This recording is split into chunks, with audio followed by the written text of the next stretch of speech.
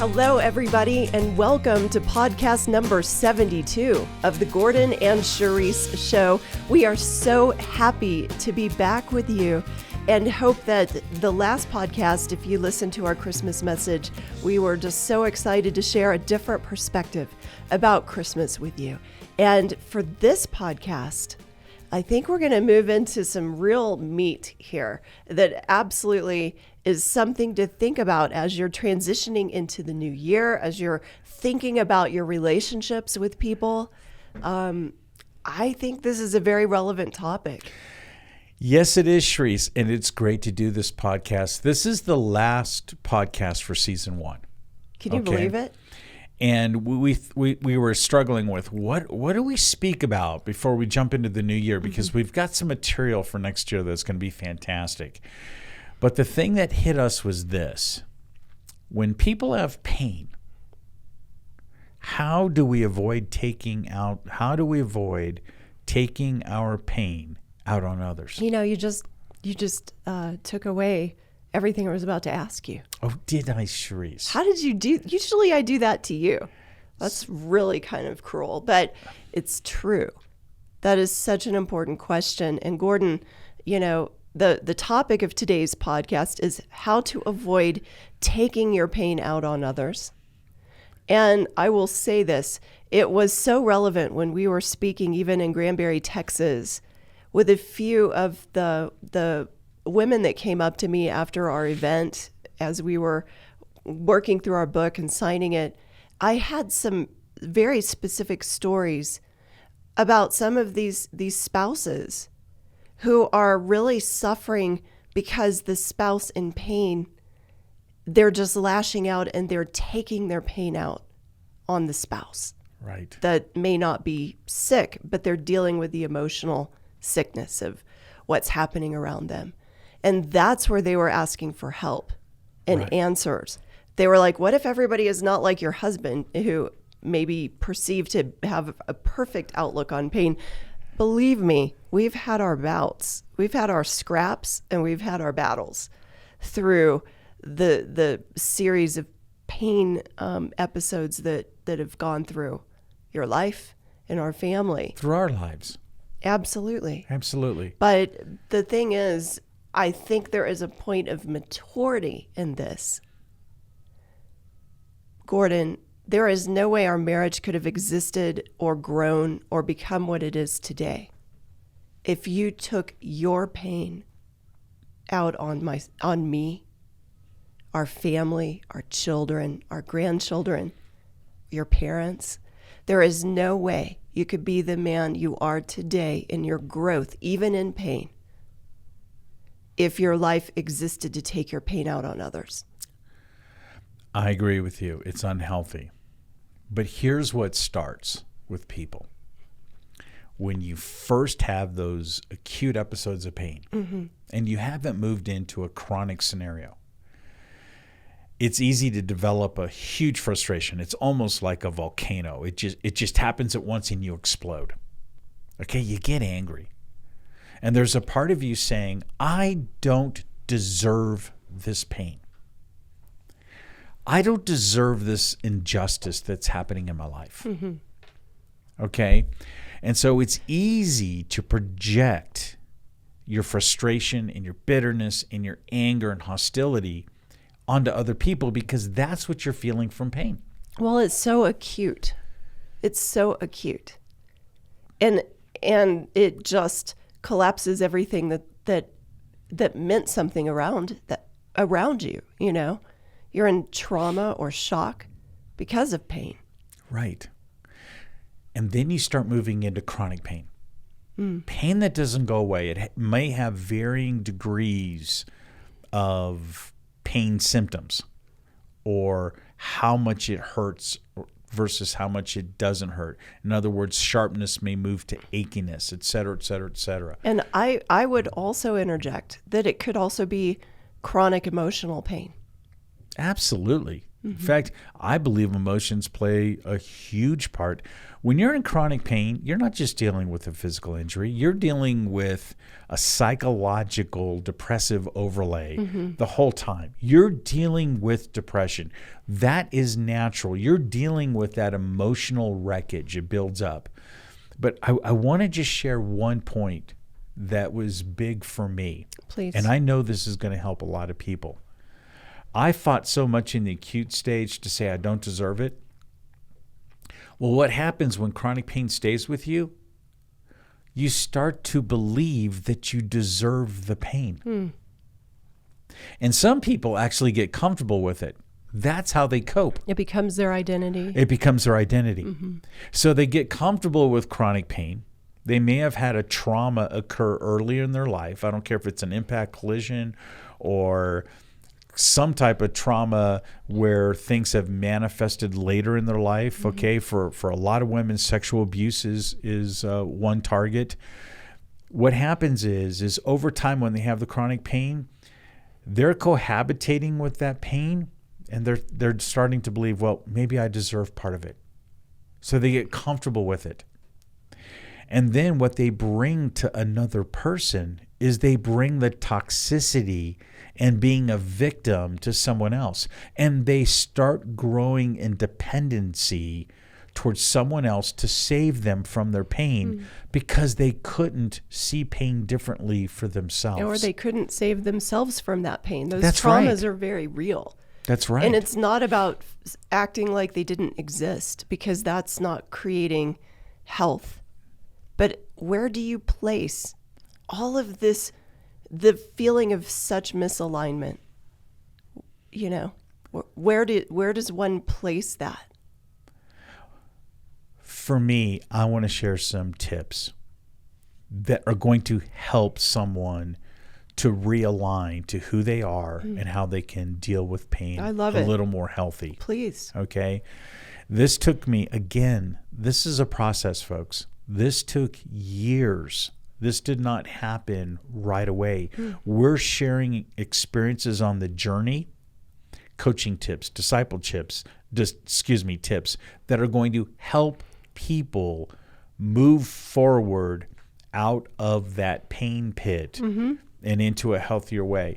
Now, just recently, I had a kidney surgery.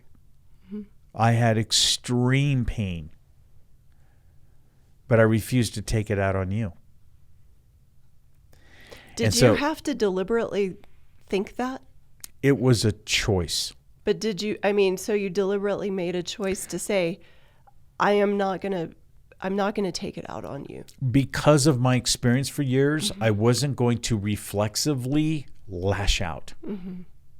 So tip number 1, stop, pause, breathe, reset. Okay? Don't allow your personal outbursts of pain, no matter how justified they may be internally.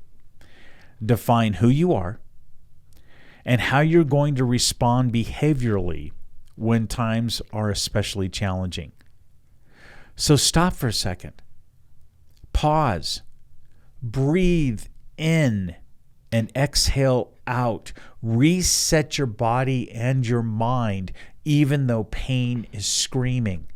Breathing actually resets your brain. Yes, it does. So you're not just saying that flippantly. I listen to you breathe differently. I do. All the time. I almost breathe like a pregnant woman. I'll breathe in and I'll exhale even more forcefully out. It's like exhaling out all the toxicity.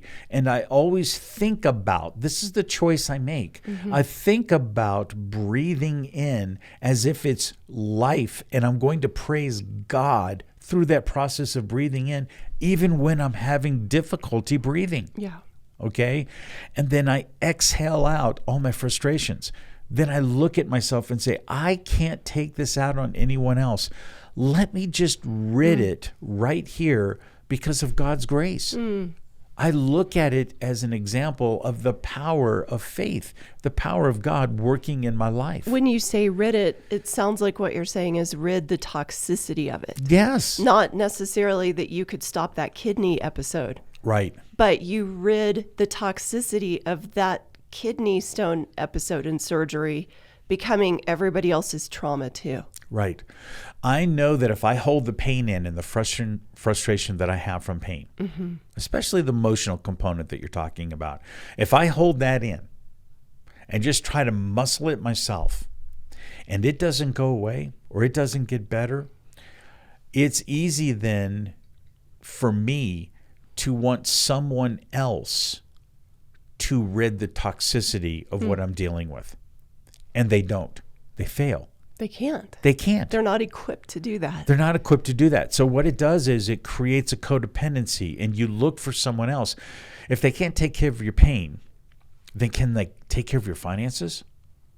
Can they take care of the time that you have? Can they take care of the loneliness that you have with pain, especially emotional pain? So there are a lot more needs that start to raise. The first thing that I've done in the reaction to pain is what I'm telling you right now. Stop, pause, breathe, reset. And what does that reset do for you? That reset allows me to see more clearly internally with my faith, who am I? And start walking out faith even through my pain. I don't want faith to be some theological word that's on a dusty shelf in the Bible that's where the gilding isn't even cracked open, where no one's read the word. I want it real and active. It's like resetting to say that this is the very spot in the very painful pit that you just got in. When you're resetting, this is exactly where you're meant to activate the measure of faith God has given you. And I think the challenge that I have for people, Sharice, is this. How many painful trials do you need before you start activating your faith? Do you need, is that one significant trauma that you had? Is that going to define who you are for the rest of your life? And the answer is, well, you're not going to get over it. Okay? That's not true. Or is it, hey, listen, I've gone through 1,000 trials already? Well, if you're going to walk out your faith in the midst of your trials, why are you going to wait for 1,000 trials or 2,000 trials or 3,000 trials? I knew that when I went down and I had those neck surgeries, I knew I would have more trials and I would be limited in various ways with my own capacity to cope through the rest of my life. Was I going to wait for 10,000 trials or to the point that I was going to die someday and then my faith would then manifest into me moving into heaven? I knew that we could live it today, right now, this very second. So my focus was right now, how are you going to do it? Yeah. And it started with when you stop, pause, breathe, and reset, then you're going to make the second choice. And the second choice is this. Now, how do I look at my pain? Do I look at my pain objectively or subjectively? And I tend to do this. I would recommend this to someone else. Don't entirely focus on your pain from a subjective point of view. Okay? Can you give an illustration of what that would mean? Right. When your pain starts to get worse again, don't look at it subjectively as, oh, this is the worst that it's ever been today. Or, hey, listen, my pain scale, 0 to 10, with 0 being the least amount of pain and 10 being the greatest amount of pain. Well, my pain today is the worst ever, so it's now an 11. And you start doing that week by week by week, year by year by year, your pain is always off the pain scale. Or the person that says, how can I live with this my whole life? And projecting their entire lifespan on today's pain. Right. It's overwhelming. It's overwhelming. So for me, even though there's subjective hurts, and I sympathize with people, I'm sensitive to people's pain. You deal with that every day. I deal with it all the time. And so for me, I have to look at my pain more objectively. I don't try to do this. I don't try to relive my life or rehab my past. Mm-hmm. I don't try to compare my past when I was healthy to the today's subjective interpretation of what pain is. Okay? It's very unhealthy because you never win. It's a no-win situation. It's a lose-lose situation. And then you stay caught in this loop. And that loop grows and grows and grows. And subjectively, your pain gets worse and worse and worse. And then you become more limited. Now, I'm talking to the people that have similar chronic pain issues that I have had. I'm not talking about someone who's necessarily in an acute phase of reflex sympathetic dystrophy. Mm-hmm. I'm talking about just that gnawing. Millions of people that are dealing with gnawing pain. Mm-hmm. And I'm recommending, don't just look at your pain subjectively. There's an objective way to look at it. You do not want to sabotage your ability to move forward in life because you're not going to. Your momentum will be stalled. I'm putting you on the spot, but Please do. A few of your classical illustrations on looking at it objectively. Like literally, what will you say to yourself objectively in a day? In a day? Let's take post-kidney surgery. Let's take that as an example. Mm-hmm. Burning and a lot of pain. Mm-hmm. Urinating is difficult. I'm only urinating blood. I'll say to myself, you're going to cry while you urinate. You're going to feel like yelling. But you can also praise God. And you know this is only going to last for this amount of time, even if you're sweating and you feel like your skin is white and you've lost all the blood to your face and you got to lay down for a second or two. I'll say this only lasts a few minutes. Stop. Mm-hmm. That doesn't mean this is going to define who I am next week or the week after or the next year. So I look at it in an objective format. So to me, it puts it into perspective. It puts it in its truthful place. Right. And then when you're objective with your pain, mm-hmm. even though you're in it and you're walking through it, it allows you to have perspective where you're in front of your pain.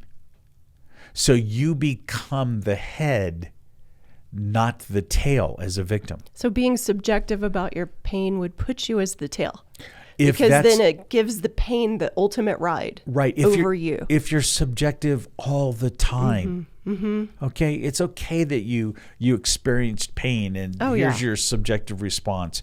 But if you remain just in subjectivity with your emotions about your pain, you will stay there for the rest of your life, okay? And then you will believe that you deserve it. But when you are objective with it, when you can be in front of it a little bit, you can be more accountable. And then you're the one that realizes that you can do different things with your life as it applies to the other areas. That's really good. Of finances, purpose, projects, time, people. How do you give to a community? You have a different view of how you can move forward in life. I think it's pretty. It's a pretty breakthrough idea to say that you can be in front of your pain. That's really a breakthrough thought, Gordon. That has been extremely effective for me. Even though pain is still existed and is still screaming, I can be in front of my pain. Okay. And as I continue to study on psychological overlays and you're very fascinated with neuroplasticity of the brain and all of those things. I think when you realize that you can put yourself in a position where you're not completely a victim, you're not. Pain wants to come in and make you think you have no control over anything, whether it's psychological or physical pain. But when you realize that you can get in front of your pain, all of a sudden you've got some power. You've got power by God to not just be the victim. Well, when you're in front of your pain a little bit, okay, for me, even though pain's existed and I'm walking through it, I'm able to put my eyes on God. I'm able to walk by faith. Mm-hmm. Okay? When you're behind your pain, you don't typically activate your faith. You're in the emergency 911 condition for the rest of your life. Yeah. And which also goes back to the original topic of this discussion. When you're in that acute state of not ever getting in front of the pain, then that's usually when everything is taken out on everybody else too. right. And so you're not the only one that suffers, but the people you love the most suffer too, because they feel helpless to do anything about that. And their feeling of helplessness. Or they're angry because they're getting slapped by the very person they're trying to help. Right. You know? And they're getting slapped by the toxicity of their pain. Yeah. Okay. And after a while, then that person, in order to be in front of the person who does suffer with pain, in order for them to be in front of their pain, they have to set boundaries. Mm-hmm. They have to make objective decisions, but they can still make objective decisions in love. Absolutely. Okay? But they're going to have to make tough decisions. Mm-hmm. Or that person who has the chronic pain, especially emotional pain, they will affect every family from generation to generation. Mm-hmm. And it's not healthy. And it's very difficult to deal with. And we've dealt with those different components, and I don't want to leave that as a legacy in the future for my own children. That goes right into your next topic, actually, perfectly. Okay, the next topic, number 3, put a filter on your pain. Put a muzzle on it. Put a filter on it. Yes, you're welcome to express your pain-filled life to others, but make it a small core. Don't tell everyone. Don't add a subjective hyperbole to everything about your pain. Okay? Be careful with whom you share your painful trials. Mm-hmm. You don't want to remain a victim of your pain. Mm-hmm. It's easy to believe that you deserve your pains when you've had it so long, especially emotional ones. When you're stuck in there's a trigger to your trauma. But you also don't want to, as a victim, start blaming others who really can't help you. Mm-hmm. Because the loneliness you have in your pain is gigantic and it's real. And when you have that loneliness in your pain, you're expecting others to save you from the loneliness. And sometimes they can't be there 24/7. That's right. That wears them down. Mm-hmm. You can't make them weary. They can't take on that unnecessary load of your life when they're trying to work different components of their own life. They have their own aches and pains and trials as they're walking through faith. Okay? So it's good to put a filter on your pain. It's good to look at it a little bit differently. Well, I would say too, Gordon, there was a very hidden time in our lives. I mean, this platform did not become public for our whole marriage. It's recent. And you had nearly 27 years, about 27 years of this building in you and you growing from all of the experience of pain. You didn't make some kind of giant platform to tell everybody about your pain all the time. You stayed very hidden about it because you realized really there isn't a human being really equipped to handle everything that you were going through. You stayed hidden with God for years and years. I observed that. Talk about putting a filter on your pain. It's not that it wasn't real, but you had to find some filter. Or, I mean, it's like drinking coffee with all the grounds in it, you know? You have to have a filter. And for our marriage, and that filter was in a very hidden place with God. But I saw that it became something where the purity, the experience of your pain poured out like the best Costa Rican coffee we've ever had, you know? there was no grounds in it. It wasn't disgusting. It was beautiful. Even though you were hurting, something beautiful started pouring out because you would filter the pain. I would filter things, and here's what happened to me, and I know it's happening to a lot of people right now, okay, through the years.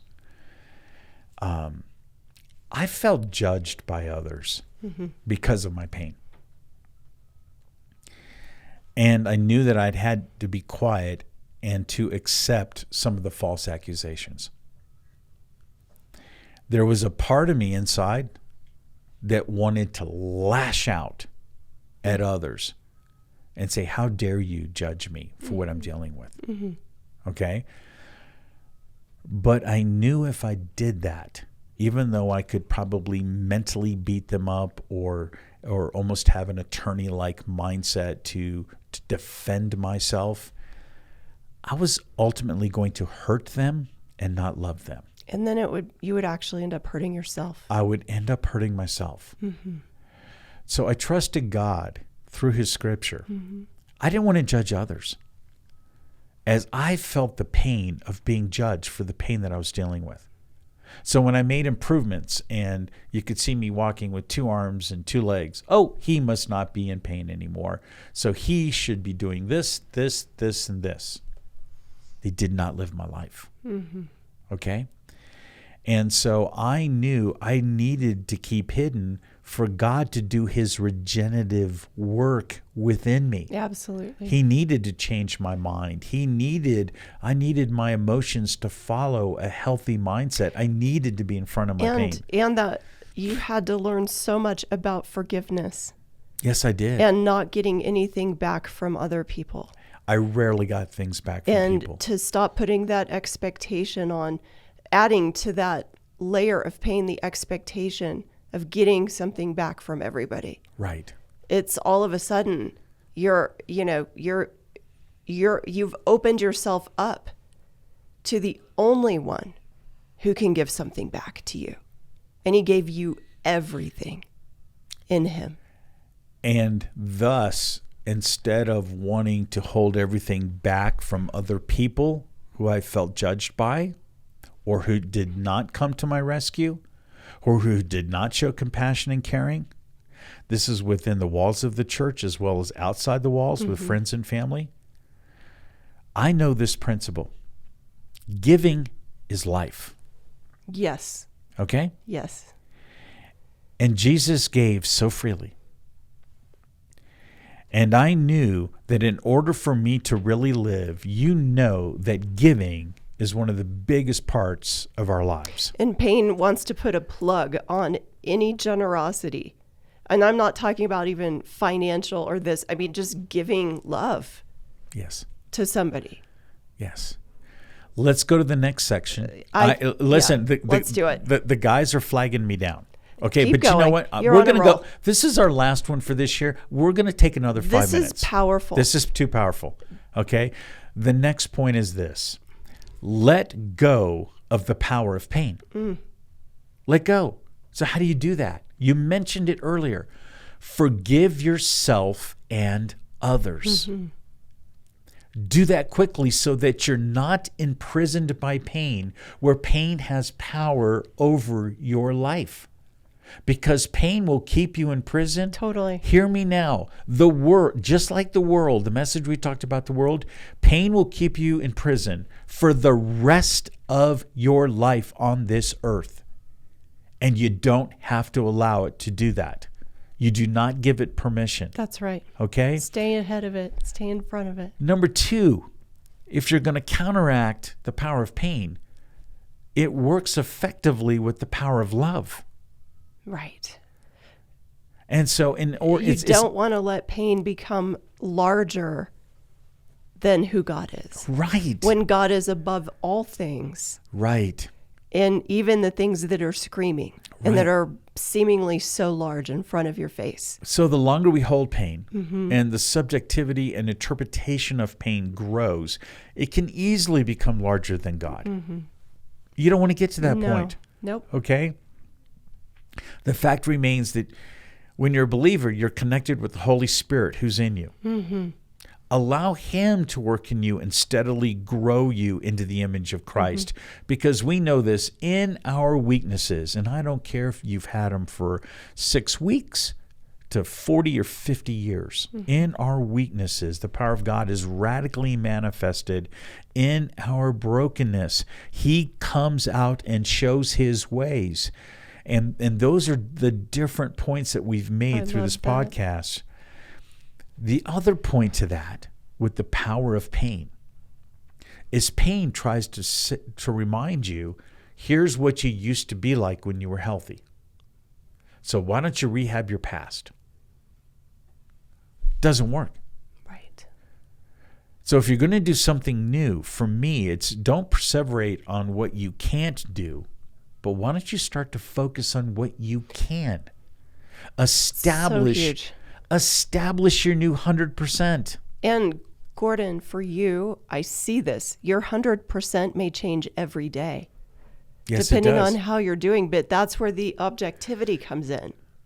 Where you go, okay, what is my 100% for today? What if it's accomplishing these 3 things instead of the 10? Right. I've got 3, and I'm going to allow that to be a successful day. Right. I'll do these 3 things, and then I'm going to get a 2-hour nap because my body is screaming. Right. But I'm going to get these 3 things done. I see that is so amazing. And and this goes for me too. You're not just ministering to people who have chronic pain. You're ministering to all of us.